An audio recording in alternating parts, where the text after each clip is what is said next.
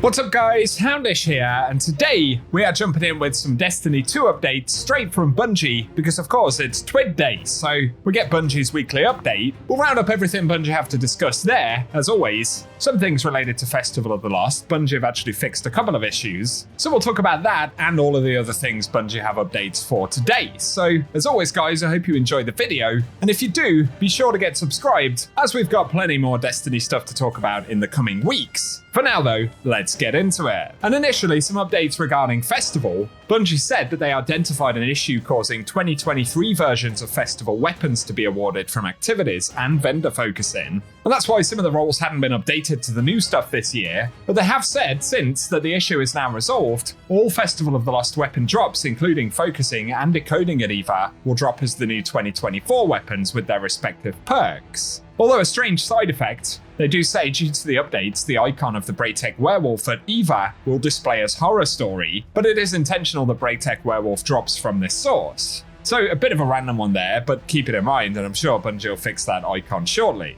Something else related to Festival, before we get into the TWID itself though, I've only just seen this today, but Destiny Bulletin shared the steps for the secret Twilight Triumph for Festival, and this rewards the Lost Memento and Emblem. So the first objective is to equip the Tower Staff Mask and talk to Eva. Then you have to visit Saint 14 and claim a confiscated gift bag. Following that, we need to equip the Cursed Thrall Mask and get 100 kills with explosive damage. And the third step is to equip the Finalized Ghost Mask and get 50 sword kills in Expert Haunted sectors. Obviously, by looking in the game, the objectives are actually hidden. I'm not sure if all of those masks have to be purchased from Eververse, but there you go if you want to know how to complete the Triumph. Those are the steps, and credit to Destiny Bulletin for sharing them on Twitter. Next up though, let's get on to the bulk of the TWID, and it is a fairly lightweight update today. Firstly, Bungie talk about the perk weighting issue, and they say the team is continuing to make progress in addressing issues impacting Perk RNG. Currently, we're targeting a hot fix for November 5th, but as this fix will touch code for a game-wide system, we're giving the team time to fully validate the changes needed to address the issue.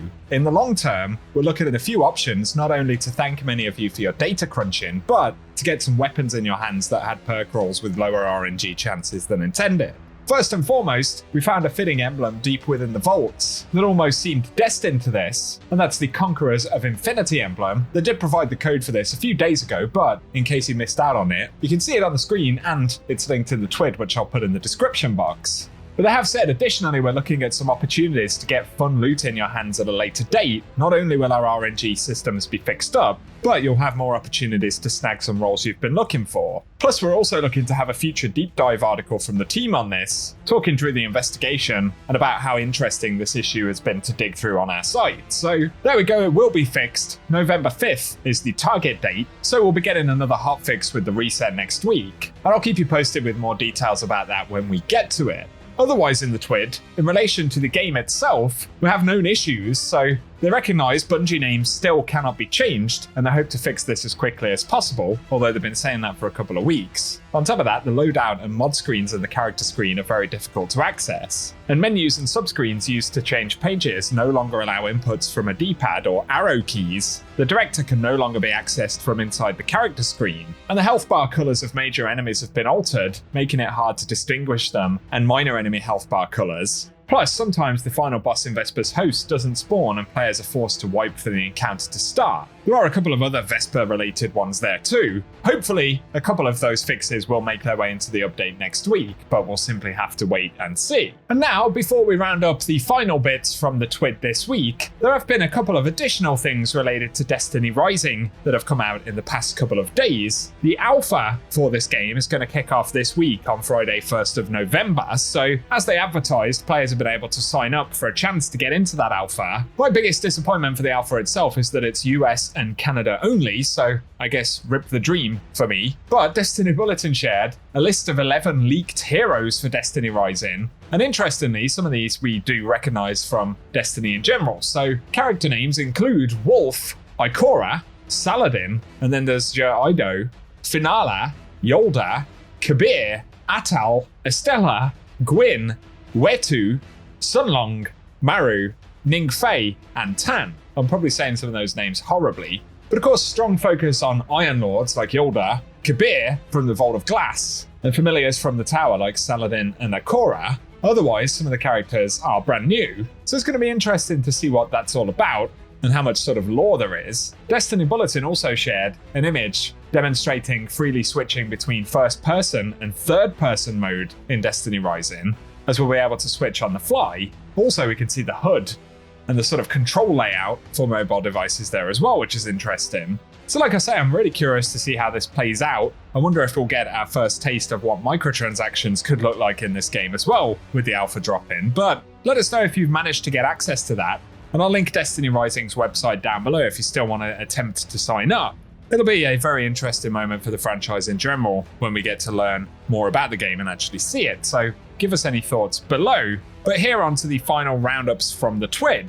Here though, they get into festival related roundups and builds for farming some of the festival content. And the share one they say is about the last word, not just for PvP, but for PvE. And after a recent buff, the Never ADS hand cannon is a very strong weapon against combatants and allows high damage against tougher foes when paired with Lucky Pants. If you put a kinetic loader mod on your gauntlets, you can easily empty 2 whole mags into a boss for very high DPS. It also works really well with all subclasses. But if you want to feel like a cowboy, use Solar or Prismatic Hunter with Gunpowder Gamble and Hipfire to detonate it for extra Yeehaw points. And they point out Last Word with Chromatic Fire gets explosions and elemental verbs, and for Titans, with Lion Rampant, you can't possibly miss a single Hipfire shot in the air. And they say if you have a build for Festival of the Lost, be sure to share it with hashtag build of the Festival of the Lost on social media, and screenshots of the amazing build. And they say in next week's TWID we'll add them, giving winners a very cool, quite exclusive photo-ionization emblem.